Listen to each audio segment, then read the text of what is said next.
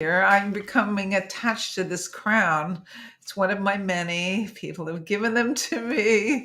I bought them myself. This is one of my very first. I feel like King Richard or Queen Isabella or whoever, maybe Queen Charlotte from the series.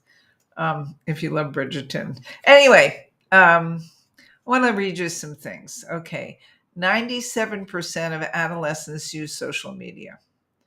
Half of them use them almost continually. And I see it, and you probably do too. I have a guy at my work, and he's not an adolescent, he's an adult. I mean, in like every 5 seconds, he's pulling the phone out. I mean, nobody has to check their messages. That's. Okay.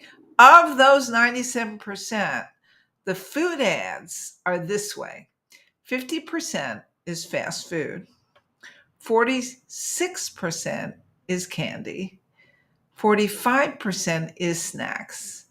Um, Two-thirds of the foods that are on social media that are advertised are unhealthy. And 61% of the ones that are advertised are sugar sweetened drinks. Very interesting, because I just had a talk the other day at my hospital with somebody who had lost over 100 pounds. And I asked him how he did that. And basically, he said, I cut out the soda. Da da. Okay. And the other statistic is only 7% of those ads are for healthy food. Okay. So I think I've already told you where that's at, where adolescents are at. They're being bombarded. And we were too. When I was a kid, we were bombarded with food ads. As a matter of fact, um,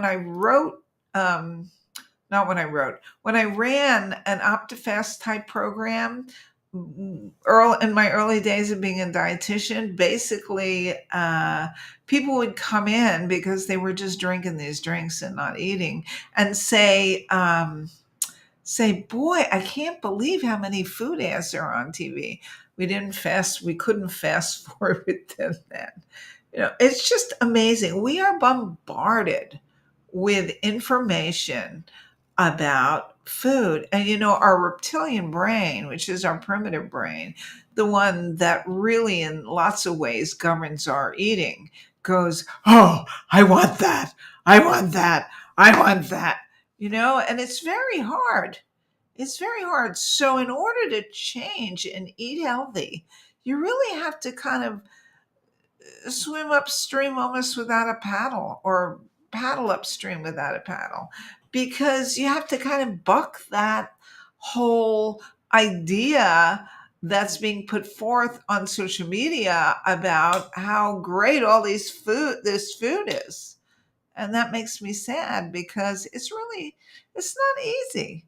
It's not easy. You have to develop your own mindset, and you kind of have to talk to that reactive mind, that reptilian mind, and go, because the reptilian mind, the only thing it cares about, is safety and security and satiety, the three C's: safety, security, and satiety. Really. So it's probably, your reptilian mind is probably one of the parts of you that's responsible for you to be eating 20 cookies instead of one. And when your rational mind is going, well, I only need one, I'm really not that hungry. So it's hard. It's hard. So one of the reasons why we have difficulty eating healthy is that we're bombarded with messages about not eating healthy. All right. Interesting? Not interesting? Drop me a line. Okay. Jill at healyourhealthnow.com, or comments below. We'd love to hear from you. And also, tomorrow I'm publishing a new vlog, and it's called You Can Lead a Person to Good Eats, But. So it's all about this. And this is actually part one. And part one is going to be about why it's hard to eat healthy, right? Part two is going to be solutions. So I'd love to have you tune into that. It's going to be on my website, www.healyourhealthnow.com. And by the way, if you'd like to speak with me, I would love to speak with you. My Let's Talk Health session is now free. So you want to go to www.healyourhealthnow.com/heal. Heal. All right. Okay. I'm going to publish something tomorrow because we're going to talk more about this. You can lead a person to good eats, but it was very funny because I did it at an international symposium.